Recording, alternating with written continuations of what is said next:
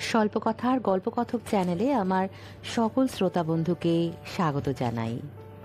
আজকে পাঠ করতে চলেছি সমরেশ মজুমদারের লেখা গল্প নিস্তার নৌকো। আশা রাখি আপনাদের ভালো লাগবে। গল্প পাঠে আমি হৈমন্তী।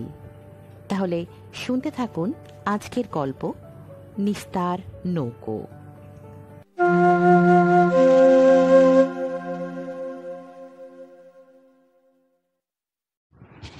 দক্ষিণ খোলা বাড়িটা তৈরি করতে সুধাময়ের একটু বেশি খরচ পড়েছে। অধ্যাপকের পক্ষে কলকাতা শহরের ভাড়াটে বাড়িতে থেকে নিজে তদারকি করে বাড়ি বানানো অসম্ভব। সে কারণেই বন্ধুর পরিচিত কন্ট্রাক্টরের ওপর দায়িত্ব ছেড়ে দিতে হয়েছিল। প্রতি রবিবার খেয়ে দিয়ে ভবানীপুর থেকে সল্টলেকে সুধাময় আর দময়ন্তী চলে আসতো। ভিত খোঁড়া থেকে শুরু করে একটু একটু করে বাড়িটা খাড়া হচ্ছে, বাড়ির আদল নিচ্ছে। শুরুর আগে যে দ্বিধা ছিল, অনিচ্ছা ছিল, সেটা কখন মোড়ে হেজে একটা নেশার চেহারা নিয়ে সুধাময়কে প্রতি রবিবার এখানে টেনে আনত। দময়ন্তীর ইচ্ছে মতো বাড়ির প্ল্যান অদল বদল হয়েছে। মেয়েদের যেমন হয়, চিরকাল ভাড়া বাড়িতে কাটিয়ে যেসব চাপা বিরক্তি থাকে সেগুলোকে দূরে হটিয়ে নিজের আশ মতন ঘরদোরগুলোর বিলি ব্যবস্থা করে নিয়েছে সে। প্ল্যানটা পাশ করাতে সামান্য খরচা হয়েছে। এখন তো এমন অবস্থা যে বেঁচে থাকার জন্য প্রতি পায়ে ওটা করতেই হয়। যেটুকু আইনে আটকায় সেটি ছাড়া সামনে কোনো জমি নেই, তারপরই রাস্তা।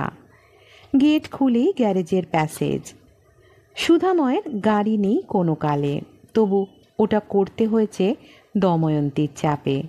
যখন দোতলা হবে এবং একতলায় ভাড়া দেওয়ার প্রসঙ্গ উঠবে তখন গ্যারেজ না থাকলে কোনো ভালো ভাড়াটে পাওয়া যাবে না। মেয়েদের বুদ্ধি শুদ্ধি কখন কিভাবে খোলে দময়ন্তীকে না দেখলে সুধাময়ের অজানা থাকত। 30 বছর ধরে দময়ন্তীকে দেখছে সুধাময়। সেই ছোট্ট নরম শরীর এবং বোকা বোকা চাহনির মেয়েটি একটু একটু করে কখন যে রাশভারী হলো, শরীরে মেদ এসে মোহ সরিয়ে মর্যাদা এনে দিল। যেন এই পরিণতিতে পৌঁছাবার জন্য দময়ন্তীর যাত্রা শুরু। 30 বছরের দময়ন্তী সুধাময়কে 2 হাতে আগলে রেখেছে। বিয়ের পর ঝিয়ের খরচ বাঁচাতে নিজেই দিন রাত খেটেছে, মেয়েদের পড়িয়েছে। অভাবের সঙ্গে রীতিমতো মারামারি করে সেটাকে দরজার বাইরেই রেখেছে। তারপর যখন সুধাময়ের লেখা বইটার খুব নামডাক হলো, কলেজের ছেলে মেয়েরা সেটাকে পরীক্ষা পাশের একমাত্র অবলম্বন করল, তখন থেকে অবস্থা ফিরল। সেই নিয়মিত হিসেবের বাইরে আসা টাকা দময়ন্তীকে ভেতরে ভেতরে নাড়ালো। কোনো দিনও কোনো চাহিদা ছিল না দময়ন্তীর। বিয়েতে পাওয়া জামা কাপড় কবে শেষ হয়েছে সুধাময় জানে না। শাড়ি গয়না 30 বছরে দময়ন্তী চায়নি সুধাময়ের কাছে। প্রয়োজনে কাপড় কেনার ব্যবস্থা নিজেই করত সে। সুধাময় সংসার নিয়ে বিব্রত হয়নি কখনো। সেই দময়ন্তী হঠাৎ নিজেই উদ্যোগী হয়ে কখন দরখাস্ত দাখিল করেছে এবং লটারিতে 3 কাঠা জমির মালিক হয়েছে সুধাময় খেয়াল করেননি। টাকাটা দেওয়ার সময় সুধাময় অস্বস্তিতে স্ত্রীর দিকে তাকিয়েছিল। সুধাময়ের কাছে বাড়ি বানাবার কোনো যুক্তি নেই। এতদিন কষ্ট করে জমানো টাকাগুলো বাড়ির পেছনে ঢাললে চাকরির শেষের দিনগুলো চলবে কি করে? দময়ন্তী হিসেব করে দেখালো সুধাময়ের রিটায়ার করার মুখে কত টাকা জমবে এবং তার কতটা বাড়ির পেছনে যেতে পারে। যদি দোতলা শেষ করা যায় তাহলে সল্টলেকের যা চাহিদা বাড়বে তাতে একতলা ভাড়া সুধাময়ের মাইনের কাছাকাছি চলে যাবে। অসুবিধা হওয়ার কোনো কারণ নেই। সুধাময়ের হিসেবে ভালো লাগছিল না। মোক্ষম প্রশ্নটি করল সে। কার জন্য বাড়ি বানাবে? সুধাময়ের বংশে বেশি দিন বাঁচার উদাহরণ নেই। তা ধরা যাক এই 56 পর সে আরও বছর কুড়ি বাঁচতে পারে। আর দময়ন্তীর মেদ বৃদ্ধির পর কতগুলো রোগ স্থায়ী বন্দোবস্ত করে নিয়েছে ওষুধের সঙ্গে। অতএব সেও 20 বছরের বেশি আশা করতে পারে না। তারপর বাড়িটার কি হবে? ছেলে নেই বলে কোনো আফসোস নেই, এবং ছেলে নেই বলে বাড়ি বানাবার প্রয়োজনীয়তাও নেই। কয়েক মুহূর্ত থিতিয়েছিল দময়ন্তী, কিন্তু মেয়েরা একবার জেদি হলে যুক্তি পেতে ওদের কষ্ট হয় না। দময়ন্তী বোঝালো, পরে কি হবে তার জন্য আজ কেউ চিন্তা করে না। মরে যেতে হবে জেনেও 90 বছরের বৃদ্ধ শরীর সারাতে ওষুধ খায়। অতসের জন্য রাখা যে টাকাটা ব্যাংকে ফিক্সড ডিপোজিটে আছে সেটা পেতে আরও 7 বছর। সে সময়ের আগেও তো ওরা মারা যেতে পারে। অতএব যে কদিন আছে সে কদিন নিজেরাই ভোগ করে যাবে। 2 দিন নিজের বাড়িতে হাত পা খেলিয়ে বাঁচবে, তারপর যা হওয়ার হবে, মেয়েরা এসে ভোগ করুক। সুধাময় দময়ন্তীর মেয়েরা উচ্চারণ করতে শুনে চকিতে একবার দেখে নিলেন। দময়ন্তীর মেয়েরা হলো মানসী আর অতসী। মানসী আছে আম্বালায়, সুখেনোর স্বামী, দময়ন্তীর আদরের জামাই, ইঞ্জিনিয়ার। হ্যাঁ, সুখেন খুব ভদ্র এবং কর্তব্য জ্ঞান প্রচুর। ওদের মেয়েটাও হয়েছে ফুটফুটে। তা আম্বালা থেকে সল্টলেকে এসে কোনো কালে যে সুখেনরা বাস করবে এমন মনে হয় না। দ্বিতীয়টি অতসী। ঠিক 1 বছর হলো অতসী এ বাড়িতে ঢোকেনি। দময়ন্তী ঢুকতে দেয়নি। MA পাশ করা মেয়ে প্রেম করে বেজাতের একটা গ্র্যাজুয়েট ছেলেকে চট করে বিয়ে করে ফেলল, যার মাইনে 400-র বেশি নয়। দময়ন্তী মানতে পারেনি। এবারের একটা নিয়মই ছিল, মানসী মায়ের, অতসী বাপের। তা অতসী যে কাণ্ড করেছে সুধাময়ও নিজেও তা টের পায়নি। অথচ খবরটা জানার পর দময়ন্তী ওকেই দায়ী করেছিল। প্রশ্রয়ই এটা সম্ভব। ত্যায্য কন্যা কাকে বলে জানা নেই। মুখের ওপর মেয়ে জামাইকে বলে দিয়েছিল দময়ন্তী। ওরা যখন নিজের ব্যবস্থা নিজেই করেছে তখন এই বাড়িতে যেন কখনো প্রবেশ না করে। অতসী কেঁদেছিল, কিন্তু পায়ে পড়েনি। সুধাময় ইজি চেয়ারে বসে চুপচাপ দেখল সে মায়ের মতো ঘাড় তুলে গম্ভীর মুখে কথাগুলো শুনছিল। দময়ন্তী প্রণাম নেয়নি। ওরা যখন সুধাময়কে প্রণাম করে গেল তখন ভীষণ নিষ্ঠুর মনে হচ্ছিল স্ত্রীকে। দময়ন্তীর এই চেহারা সে আগে কখনো দেখেনি। সুধাময় নিজেও অতসীকে সমর্থন করতে পারছিল না অবশ্য। কলেজে পড়াতে গিয়ে ছেলে মেয়েদের প্রেম করতে দেখেছে। ক্লাসিক থেকে বর্তমানের গল্প উপন্যাসে প্রেমের ছড়াছড়ি পড়ে তৃপ্ত হয়েছে, অথচ নিজের মেয়ের প্রেমকে সমর্থন করতে কোথায় বাধছিল। মানুষের বিয়ে হয়েছিল সম্বন্ধ করে, খরচ বেশি হয়নি তখন, সামর্থ্য খুব একটা ছিল না, তবে দময়ন্তীর গয়নার অনেকটাই বেরিয়ে গিয়েছিল। সোনার দর ছিল তখন 180-90। অতসীর জন্য সোনা কিনবো করে দময়ন্তী পেরে উঠছিল না। তারপর নোট বই থেকে যখন থোক টাকা হাতে এলো, সোনা থেকে সোনার হরিণ হয়ে গেল সোনা, লাফিয়ে 700-800-তে চলে গেল। ওর বিয়ের খরচ বাবদ টাকাটা ব্যাংকে ফিক্সড করে রাখা হয়েছে, যদি কখনো সোনার দর নেমে আসে। মেয়ে অবশ্য সে চিন্তা থেকে ওদের মুক্তি দিয়ে গেছে। দময়ন্তী হিসেব পাল্টে ফেলল। দোতলা করার সময় অতসীর নামে জমানো টাকাটা কাজে লাগাবে। ছেলে না থাক, একটা বাড়িকে যত্ন করে তৈরি করলে ছেলের কাজ দেবে। বড় মেয়ে মানসী যেমন থাকতে আসছে না, ছোট মেয়ে অতসীও তো প্রবেশাধিকার পাবে না। তাহলে ও বাড়িতে থাকবে কে? দময়ন্তী বোঝালো, আফটার জওহরলাল হু কিংবা ইন্দিরার পর কে, এসব প্রশ্নের উত্তর তৎক্ষণাৎ না পাওয়া গেলেও যেমন এক সময় সব ঠিক হয়ে গিয়েছিল, তখন এই নিয়ে ভাববার কোনো কারণ নেই। তৃতীয় প্রশ্নটা করতে পারেনি সুধাময়। যদি দময়ন্তী আগে মারা যায়, তাহলে সে একা একা কি করে থাকবে? দময়ন্তী নেই, অথচ ও বেঁচে আছে, চিন্তা করা যায় না। আবার উল্টোটাও তো হতে পারে, তখন দময়ন্তী কি করবে? মেয়েদের উৎসাহ যখন আকাশ ছোঁয়া হয়, তখন সুধাময় ঠিক করল, দময়ন্তীকে যখন সারা জীবনে কিছুই দেওয়া হয়নি, তখন ওর এই স্বাদটা পূর্ণ করবে। কিন্তু খরচটা বেশিই হয়ে গেল। এখন সল্টলেককে তেমন বাড়িঘর ওঠেনি, দুটো রুটের বাস যাতায়াত করে। বাড়ি তৈরির পর আরেকটি সদ্য ওঠা বাড়ির সঙ্গে হিসেব মিলিয়ে দেখা গেল প্রায় 20,000-এর মতো বেশি গেছে কন্ট্রাক্টরের পকেটে। যতই পরিচিত হোক, পৃথিবীতে বোধহয় সৎ মানুষের বড় অভাব। তবে এখন বাড়ি দেখলে চোখ জুড়িয়ে যায়।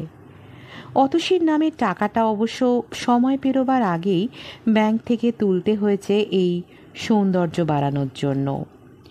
নতুন রঙের গন্ধ, মোজাইক করা মেঝে, দেওয়ালের রং আর পেছনের বাড়ি তৈরির সময় লাগানো গাছগুলো ডাগর হয়ে বেড়ে ওঠা সুধাময়কে বলল, পৃথিবীতে যদি সুখ কোথাও থাকে তো এখানেই। অনেক দিন থেকে গৃহপ্রবেশের তোড়জোড় চলছিল।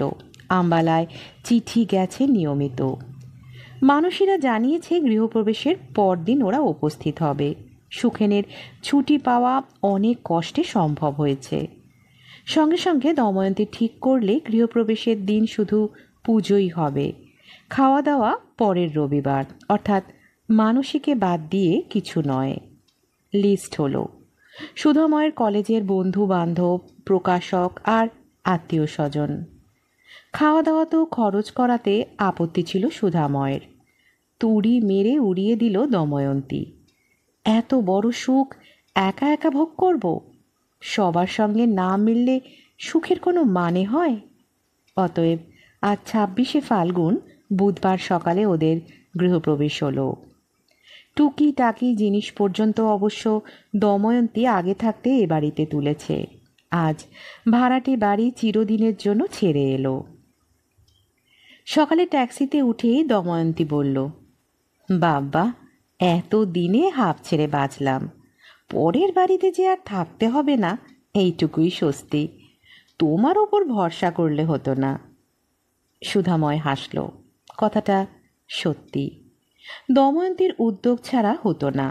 3টে শোয়ার ঘর, একটা ডাইনিং স্পেস, বিরাট রান্নাঘর, এবং সেখানে যাতে দক্ষিণের বাতাস ঢোকে সেটা লক্ষ্য ছিল।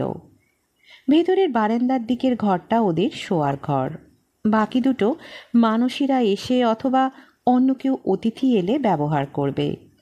সবই দময়ন্তী ঠিকঠাক করেছে। বাইরের ঘরটা ড্রয়িং রুম।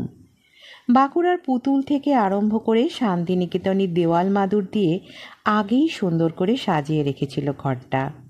আজ ঘরে ঢুকে শেষ কথাটা বলল দময়ন্তী, দুটো জিনিস দরকার।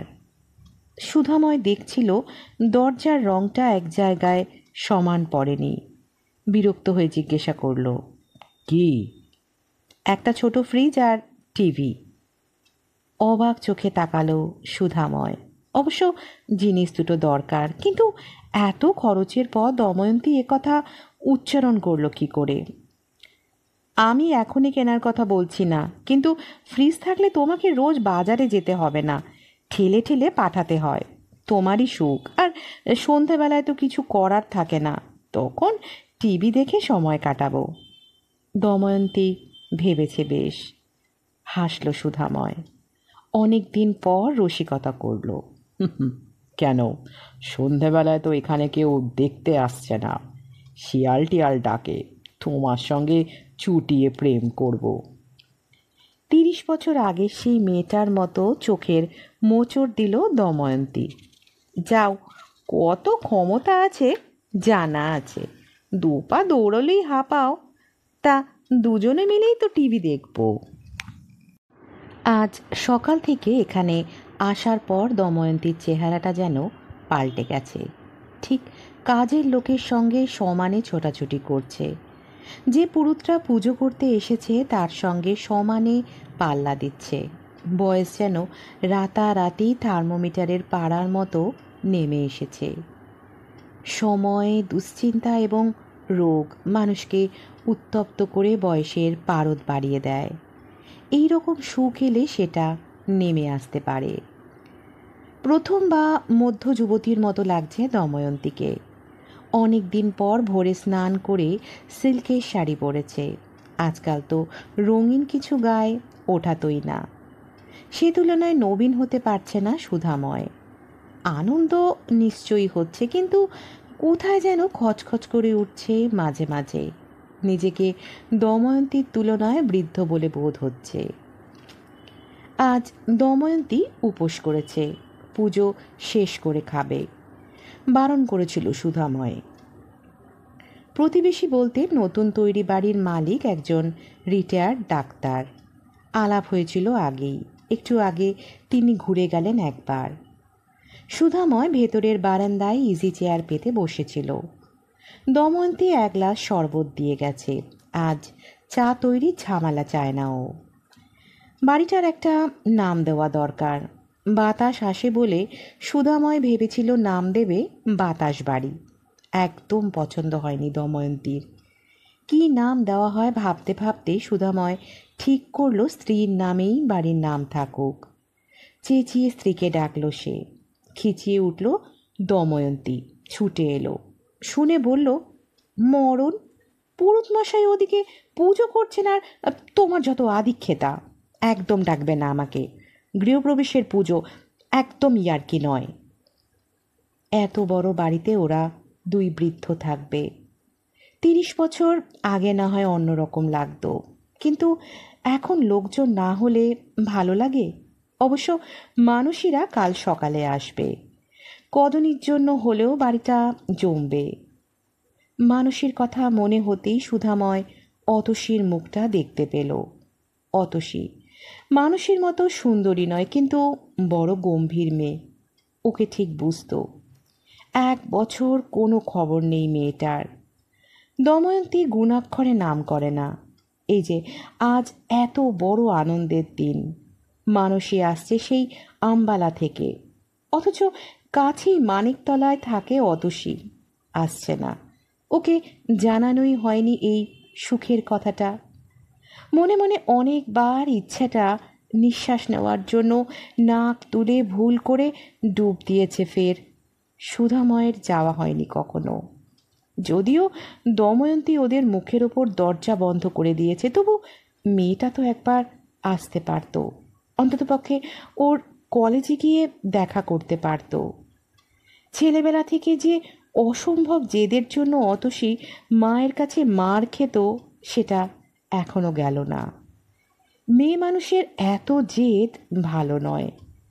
সবাই বলে অতসী বাপের স্বভাব পেয়েছে, কিন্তু জেদটা তো একদম মায়ের কাছ থেকেই পাওয়া। তবু এমন একটা হীনতা 4-5 ছেয়ে ধেয়ে এলো। সুধাময় ঠিক করলো দময়ন্তী যাই বলুক না কেন একদিন অতসীর সঙ্গে দেখা করে আসবে। যে মেয়েটাকে একটু একটু করে বড় হতে দেখল, কাদার তালটাকে মানুষের ছাঁচে ফেলল। 2 দিন আগে একটা ছেলে এসে তাকে কতটা পাল্টে দিতে পারে তা নিজের চোখে দেখে আসবে। মেয়ের প্রতি যে অভিমান এতটা কাল চারপাশে দেওয়াল রেখেছিল, সেটাকে সরিয়ে দেওয়ার জন্যই যেন উঠে দাঁড়ালো সুধাময়। সুখের কালে মানুষকে উদার হতে হয়। ঠিক সেই সময় ভেতর থেকে ডাক এলো, হোম শুরু হচ্ছে। দময়ন্তী তাকে সঙ্গে পেতে চাইছে।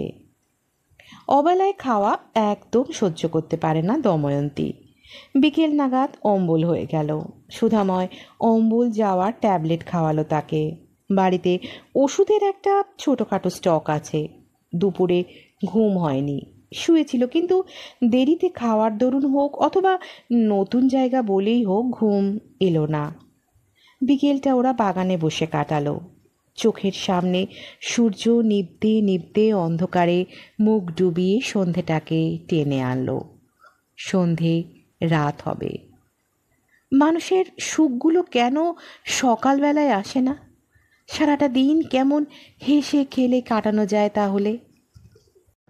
এই যে এখন ওরা দুজনে মুখোমুখি বসে আছে, কথা হচ্ছে কম, আর কথাই বা কি? একটা দিন রাতের কাজের লোক দরকার। সল্ট লেকে লোক পাওয়া যায় না, ভবানীপুরে বলে রেখেছে দময়ন্তী। বুড়ো মানুষও চলবে না, মেয়ে হলেই ভালো হয়। ছোকরা চাকর চুরিচামারি করবে। এখন সল্ট লেক ফাঁকা, চোরদের সুবিধে খুব। বাচ্চা চাকরকে হাত করতে ওদের অসুবিধা হবে না। অল্প বয়সী মেয়ে রাখারও ঝামেলা। বাজারে পাঠালে কার সঙ্গে কি করবে চাপ আসবে বাড়ির ওপর। একমাত্র 40 পার হওয়া শক্ত সমর্থ ঝি চাই। সুধাময় চুপচাপ শুনছিল। বছর 15-20 আগে ঘরের মানুষের প্রতি সজাগ হয়ে যুবতী ঝি রাখত না দময়ন্তী। এখন চিন্তা বাইরের লোকের জন্য। হেসে ফেলল সে। দময়ন্তী মুখ তুলল। হাসলে কেন? এককালে ঝি রাখার সময় আমার কথা চিন্তা করে রাখতে না। সুধাময় স্মৃতি ধরল। দময়ন্তীও হাসল। হ্যাঁ, এককালে। পুরুষ মানুষের মন না মতি, তোমাদের বাবা বিশ্বাস করা যায় না। এখন করো? সুধাময় স্ত্রীর দিকে তাকালো। এখন তুমি শৈশব, শিশুর মতো সরল। 30 বছর আগে দুজনে এরকম নিভৃতে বসলেও এই ধরনের কথা অবশ্যই হতো না। আফসোস করে লাভ নেই, কারণ দময়ন্তী যখন বলল কাল খুব ভোরে উঠতে হবে, মানুষেদের ট্রেন হাওড়ায় পৌঁছচ্ছে ভোর ভোর, ওরা নতুন বাড়ি চেনে না। ঠিকানা খুঁজে বাড়ি পাওয়া এখন সল্ট লেকে খুব সহজ নয়। অতএব সুধাময়কে স্টেশনে যেতে হবে। কিন্তু কিভাবে যাওয়া যায় সেই চিন্তায় সে তখন এমন ব্যস্ত হয়ে পড়ল যে 30 বছর আগের কথা আর খেয়াল থাকলো না। অত ভোরে বাস ট্যাক্সি পাওয়া যাবে না। এক হয় মিনিট 15 হেঁটে ভিআইপি রোড থেকে বাস ধরা, সেটাই করতে হবে। ঠিক হলো সুধাময় 5টার আগেই বেরিয়ে যাবে। আজকাল সকাল বড় তাড়াতাড়ি হয়। প্রথম রাত বলেই খাওয়া দাওয়ার বেশি ঝামেলা করেনি দময়ন্তী। সুধাময় দুধ খায়, অথচ এখানে সে ব্যবস্থা এখনো হয়নি। কৌটোর দুধ দিয়ে কাজ চালাতে হলো। দময়ন্তী শোয়ার আগে প্রত্যেকটা ঘর ভালো করে দেখে সবকটা দরজায় তালা দিয়ে এলো। সাবধানের মার নেই কিছু। সুধাময় শুয়েছিল বিছানায়। ভারী শরীরটাকে ছেড়ে দিয়ে দময়ন্তী বলল, একটা বেড সুইচের ব্যবস্থা করো, বারবার উঠতে ভালো লাগে না। নতুন বাড়ি, পায়ে পায়ে প্রয়োজনগুলোর কথা মনে ঠেকছে। সুধাময়েরও কিছু কিছু পরিবর্তন দরকার। বুক সেলফটা ঠিক জায়গায় রাখা হয়নি। একটা নতুন লেখার টেবিল দরকার। দময়ন্তীর মশারির কথা মনে পড়ল। ভবানীপুরে এই ঝামেলাটা ছিল না, কিন্তু সল্টলেকের মশা চড়ুই পাখির মতো। মশারি না থাকলে কাল সকালে সমস্ত শরীরে গোদ হয়ে যাবে। স্বামীর দিকে তাকিয়ে মেজাজ রুক্ষ হয়ে গেল ওর। কেমন নিশ্চিন্তে শুয়ে পা দুটো ওপাশ এপাশ করছে। নিশ্চয়ই মশা কামড়াচ্ছে, তবু উঠে টাঙানোর চেষ্টা নেই। রাগে টং হয়ে দুম দাম করে উঠে মশারিটা খুলে ফ্রেম থেকে 4টে খুঁট টাঙিয়ে দিল হুকে। মশারিটা গুজে দেওয়ার প্রয়োজন নেই, যার দরকার সে করবে। খানিক বাদেই মনে হলো প্রথম দিন আজ। আজ না হয় রাগারাগি নাই বা হলো। মানুষটার স্বভাব যা, তার বাইরে যাবে কি করে?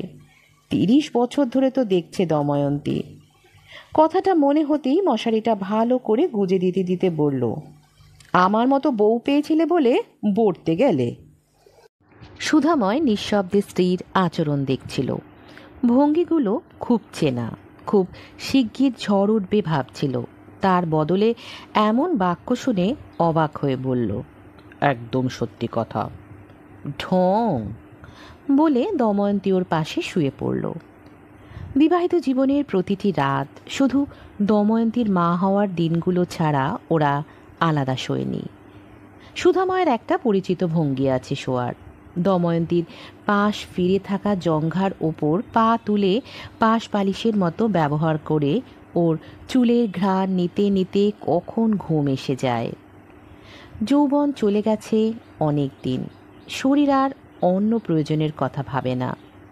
কোন শৈশবে সুধাময় যেমনটি মায়ের পাশে শুয়ে থাকত, জড়িয়ে মিশিয়ে, জীবনের এই শেষ অপরাহ্নে এই আরামটুকু ছাড়া ঘুম আসতে চায় না।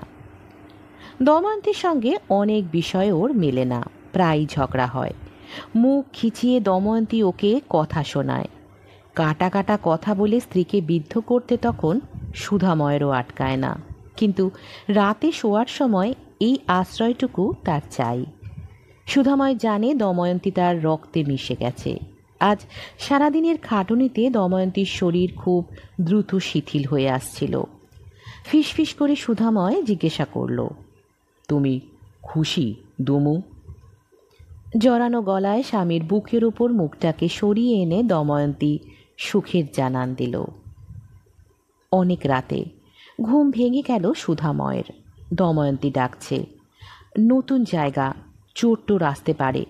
দ্রুত উঠে স্ত্রীর দিকে তাকালো সে। মেঝেতে দাঁড়িয়ে আছে দময়ন্তী। ওকে বসতে দেখে বলল, বাথরুমে যাব, একটু দাঁড়াবে চলো। চট করে মেজাজ তিরিক্ষি হয়ে গেল সুধাময়ের। আচ্ছা জ্বালাতো, বুড়ো হয়ে মরতে চললে তবু বাচ্চাদের মতো ভয় গেল না। দরজা খুলেই বাথরুম যেতে হয়, যাও, আমি দাঁড়াতে পারবো না।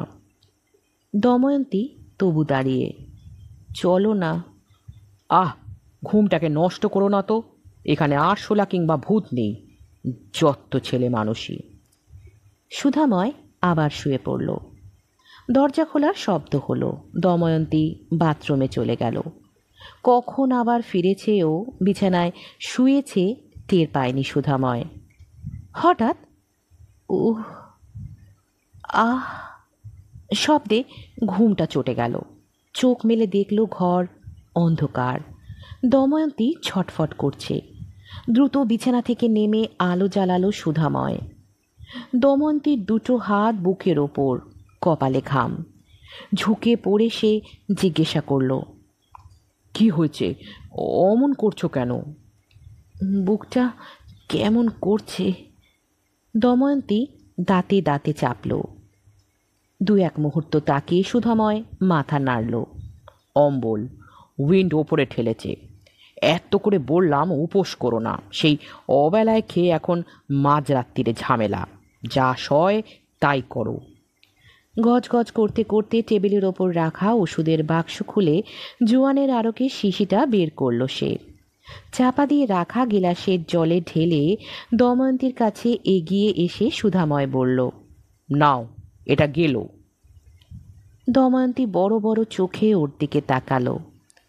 ঠোঁট দুটো থর থর করে কাঁপছে। বুকের ওঠা নামা আর হাত দুটোকে মুষ্টিবদ্ধ দেখল সুধাময়, এবং এই প্রথম সে ভয় পেল। স্ত্রীর মাথার পাশে বসে পড়ে দুবার নাম ধরে ডাকল। দময়ন্তী তাকিয়ে আছে, কথা বলছে না।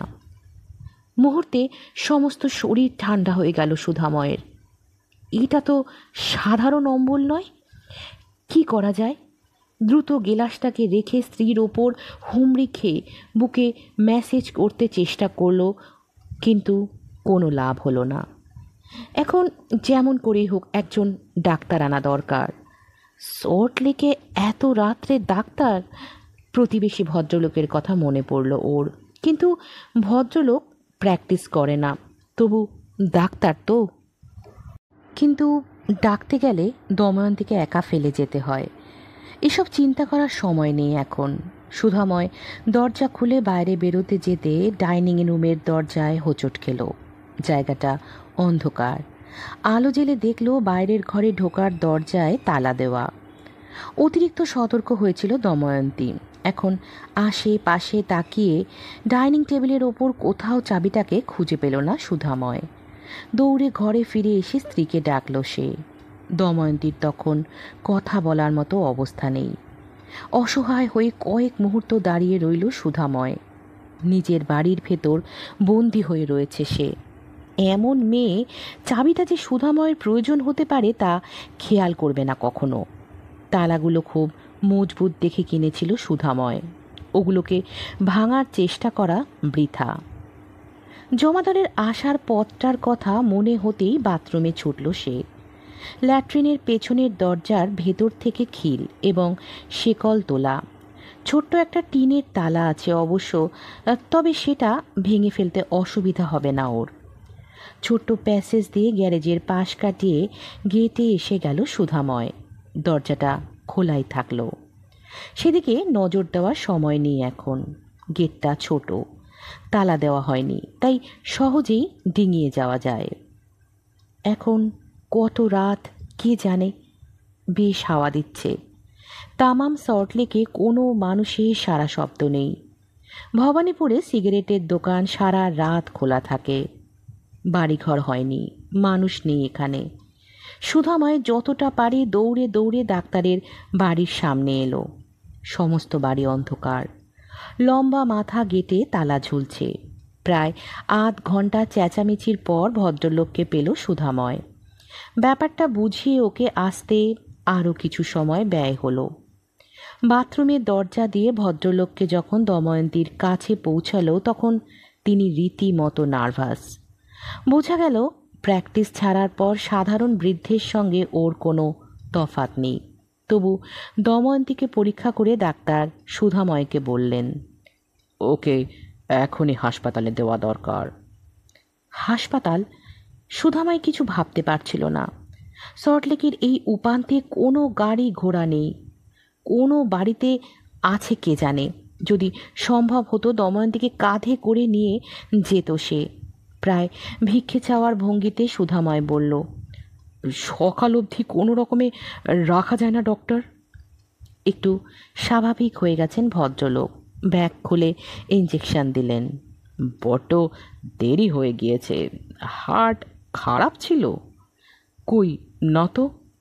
সুধাময় দময়ন্তীর অনেক অসুখের মধ্যে এটা মনে করতে পারল না। আধ ঘন্টা বাদে ভোর 4:22 দময়ন্তী চলে গেল। যাওয়ার আগে কোনো কথা বলেনি, বলার মতো ক্ষমতা ফিরে পায়নি। সুধাময় বাবু হয়ে বসেছিল দময়ন্তীর মাথার পাশে। ডাক্তার ভদ্রলোক ভোর হওয়া অবধি অপেক্ষা করলেন। কিছু কথা যা এই অবস্থায় বলা উচিত বলেছিলেন। শেষতম পৃথিবীটা কার? সবাই আমার আমার বলে চেঁচায়, কিন্তু এটা যে ছেড়ে চলে যেতে হবে আমরা জানি না। আপনার স্ত্রী সব স্বাদ মিটিয়ে বাড়ি করলেন, ভোগ করতে পারলেন না সুধাবাবু। তার চেয়ে সবসময় যাওয়ার জন্য তৈরি থাকাই ভালো, তাতে কষ্ট হয় না। এখানে বেড়াতে এসেছিলেন ভাবলেই ভালো। তা কাউকে খবর দিতে হবে কিনা বলুন। সুধাময় ঘাড় নেড়েছিল। একটু বাদেই মানুষেরা এসে পড়বে, যা করার ওরাই করবে। ডাক্তার আবার আসবেন বলে চলে গেলেন। সুধাময় স্ত্রীর দিকে তাকালো। ভোরবেলার দময়ন্তীর এই রকম ভঙ্গিতে ঘুমিয়ে থাকে। ঠোঁট সামান্য ফাঁক, দাঁত চিকচিক করে। মুখের চেহারায় স্ত্রী আনে বেশ। এই নতুন বাড়িতে ভোর রাতের নির্জনে সুধাময় স্থবিরের মতো বসে বসে স্ত্রীকে দেখছিল। আঙ্গুল তুলে দময়ন্তীর গালের ওপর রাখল সে। এখনো গরম। চোখের পাতায় চুমু খেতে বড় ভালো লাগতো প্রথম যৌবনে। এখন এ মুখে হাঁসের পায়ের ছাপের মতো বয়সের দাগ ফেলেছে প্রচুর, তবু সেগুলো বড় আদরের। বুকের ভেতর হাঁসফাঁস শুরু হলো সুধাময়ের। দু হাত দিয়ে দময়ন্তীকে জড়িয়ে ধরতেই শরীর মোচড় দিয়ে উঠল, কিন্তু কান্না আসছে না কিছুতেই। সুধাময় গলা তুলে চেঁচিয়ে কাঁদতে পারছে না। সমস্ত শরীর থর থর করে কাঁপছে ওর। তারপর এক সময় দময়ন্তীর কপালের ওপর শীতল হাত রেখে পাথরের মতো বসে রইল সে। ওরা এলো। এর মধ্যে কখন বেলা গড়িয়েছে, চার ধার রোদে রোদ। ডাকাডাকি করে সাড়া পায়নি মানসীরা। ডাক্তার বোধহয় নজর রেখেছিলেন। বাথরুমের দরজাটা তিনিই চিনিয়ে দিলেন। আর তারপরেই কান্নাটা আছড়ে পড়ল ঘরে। 2 রাত ট্রেন জার্নি করে এসে মানসী মায়ের বুকে আছড়ে পড়ে কাঁদছে। সুখেন হতভম্ব। বাচ্চাটা মুখে হাত দিয়ে দাদুকে দেখছে। এই প্রথম হুঁশ হলো সুধাময়ের। এই কান্না ওর হুঁশ ফিরিয়ে আনলো। কি করে হলো, কেন হলো, এসব প্রশ্নের উত্তর এই মুহূর্তে ওকে দিতে হচ্ছে না। কিন্তু মানুষের পাগলের মতো আকুলি বিকুলি দেখেও কান্না আসছে না। সুখেন স্ত্রীকে সামলালো। মেয়েরা বোধহয় খুব দ্রুত শোক সামলাতে পারে। খানিক বাদে মানুষই বাবার পাশে এসে দাঁড়ালো। বাবা।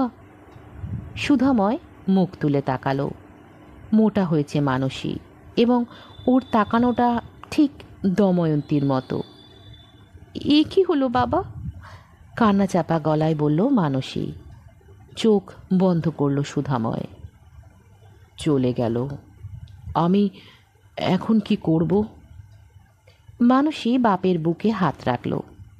তুমি ভেবো না, মা নেই, কিন্তু আমি আছি।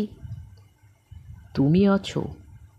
সুধাময় চোখ খুলে দময়ন্তীকে দেখল। কিন্তু ও নেই।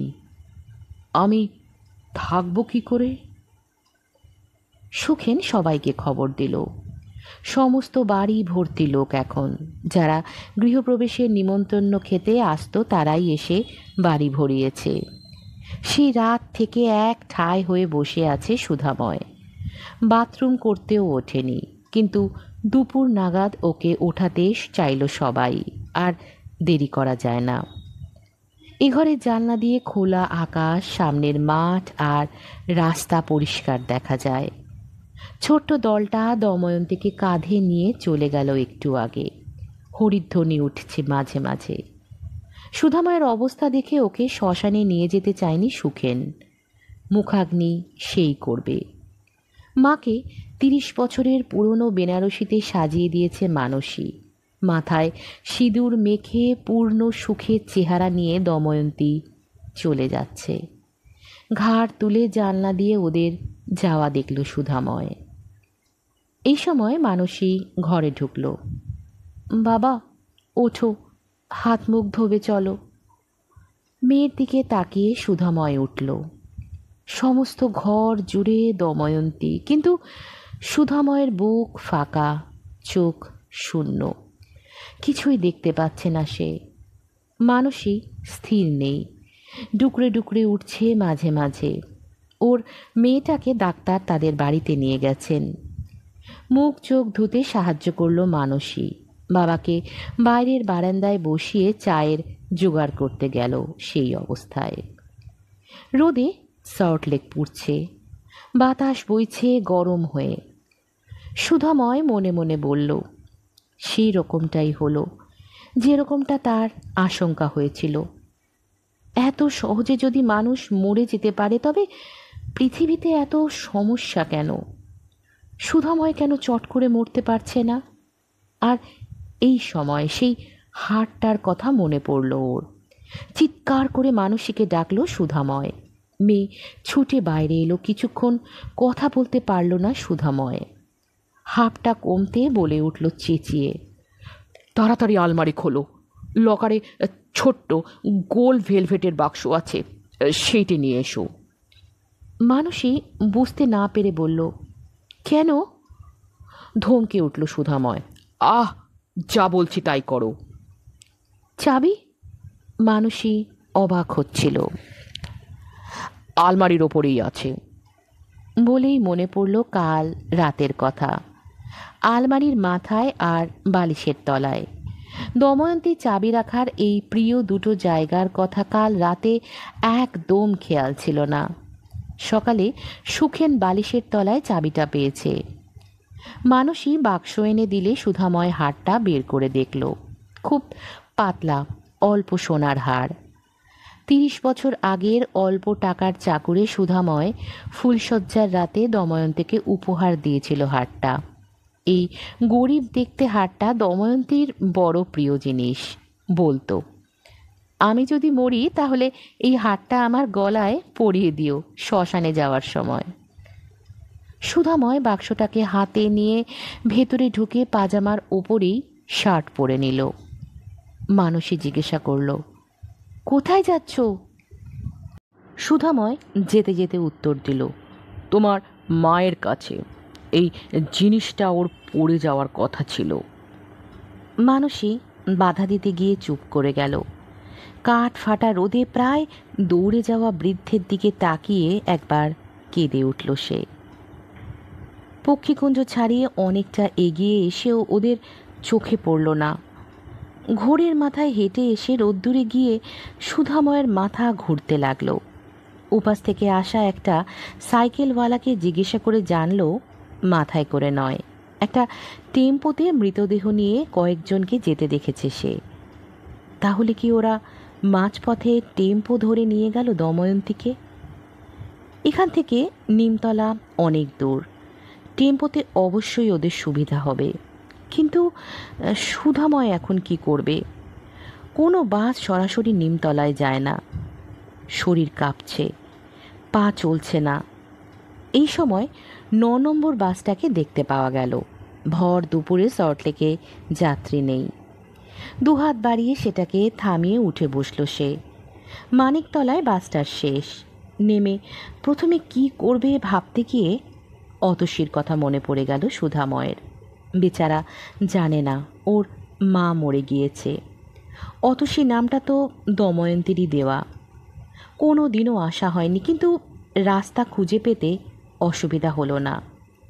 জীবদ্দশায় যা হওয়ার হোক, মরে যাওয়ার পর মানুষের শরীরে ক্রোধ কিংবা অভিমান থাকে না। মানিকতলায় এসে অতসীকে খবরটা না দিলে বড় পাপ হয়ে যাবে। একটু দেরি হবে হয়তো, কিন্তু শ্মশানে গিয়েই তো দাহ করা যায় না। মাকে শেষবার যেন দেখতে পায় অতসী। সুধাময় নির্দিষ্ট নম্বরে কড়া নাড়ল। বেশ খানিক বাদে ভেতর থেকে সাড়া এলো। কে এত জোরে কড়া নাড়ে কে? সুধাময় দেখল একজন ঝি মতো বুড়ি জানলা খুলে তাকে দেখছে। অতসীরা কি এ বাড়িতে থাকে? সুধাময়ের গলা শুকিয়ে কাঠ। হ্যাঁ, কি চাই? একটু ডেকে দাও। ডাকবো কি করে? সে তো হাসপাতালে। হাসপাতালে? কেন? আবার চমক সহ্য হচ্ছিল না সুধাময়ের। বাচ্চা হয়েছে পরশুদিন। কে গা তুমি? পরিচয় দিতে গিয়ে থেমে গেল সুধাময়। কোন হাসপাতালে? নীলরতন না কি বলে, শ্যালদার পাশে। চুপচাপ চলে গেল সুধাময়। অতসী, অতুর বাচ্চা হয়েছে। সেই ছোট্ট মেয়েটা গুড় গুড় করে হাঁটত, যার গায়ের ঘাম গন্ধ এখনও সুধাময় নাক টানলে পায়। তারও বাচ্চা হয়ে গেল। কে গো তুমি? ঝিয়ের প্রশ্নটার উত্তরে সুধময় যদি পরিচয় দিত তাহলে কি ও বলে উঠত? কেমন বাপ গো, মেয়ের খবর রাখো না।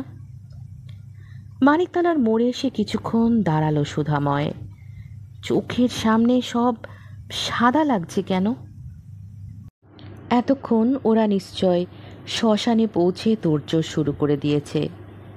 সেখানে পৌঁছে যদি দেখে আগুন লেগেছে শরীরে, তাহলে কেঁপে উঠল সুধাময়। না, সে দৃশ্য কিছুতেই সহ্য করতে পারবে না।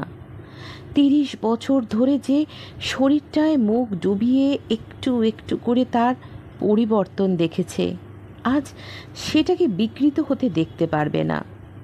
অনেকক্ষণ রকে বসে পাথর হয়ে থাকলো সে।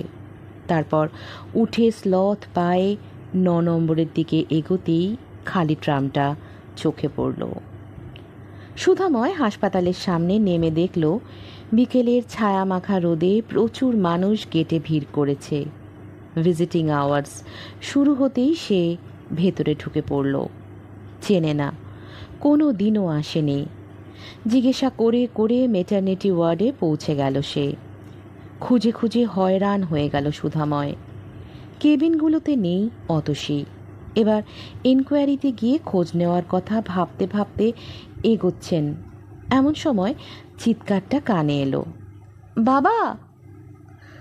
মুখ ঘুরিয়ে বাদিকের দরজা দিয়ে বিরাট হল ঘরটার দিকে তাকালো সুধাময়। অনেক খাট পাশাপাশি, একটা খাটের ওপর বাবু হয়ে বসে। ওটা কে? অতসী নাকি? পায়ে পায়ে কাছে আসতেই চমকে উঠল সুধাময়। অতসী যেন সেই ছোট্ট মেয়েটি হয়ে গিয়েছে। গায়ের জামা কাপড় ঢলঢলে, শরীর রোগা। বাবা, তুমি এখানে? কি চেহারা হয়েছে! নিজের কথাটা মেয়ের মুখে শুনতে পেল সুধাময়। অতসী তখন বিছানা থেকে আস্তে আস্তে নামছে।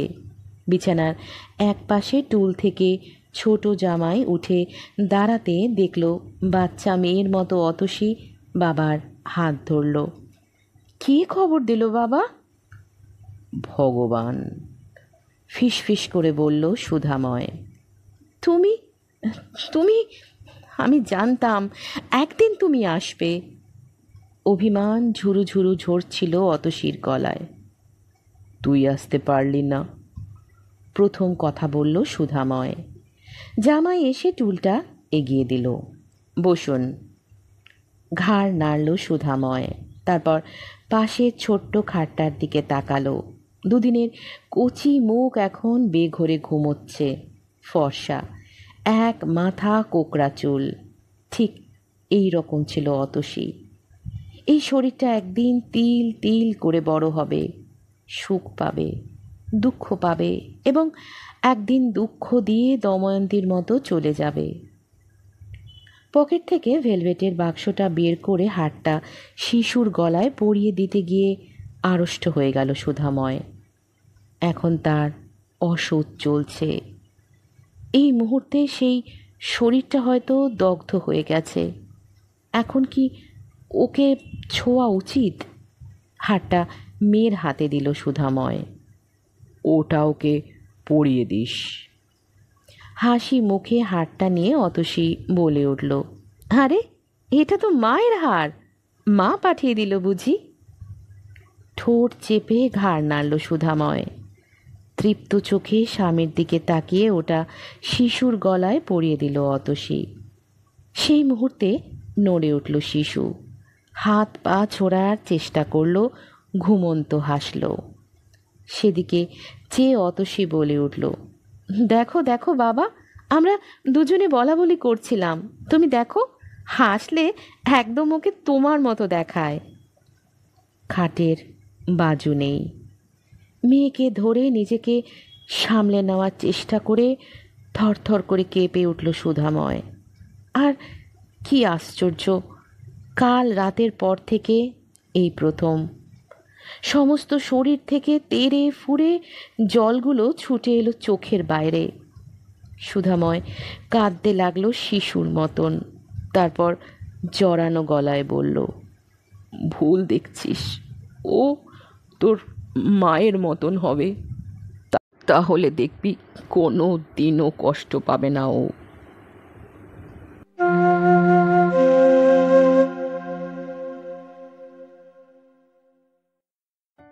এতক্ষণ শুনছিলেন আজকের গল্প নিস্তার নৌকো। গল্প পাঠ আপনাদের কেমন লাগলো কমেন্ট বক্সে অবশ্যই জানাবেন। আপনাদের কমেন্ট আমাকে আমার কাজের ক্ষেত্রে উৎসাহ যোগায়।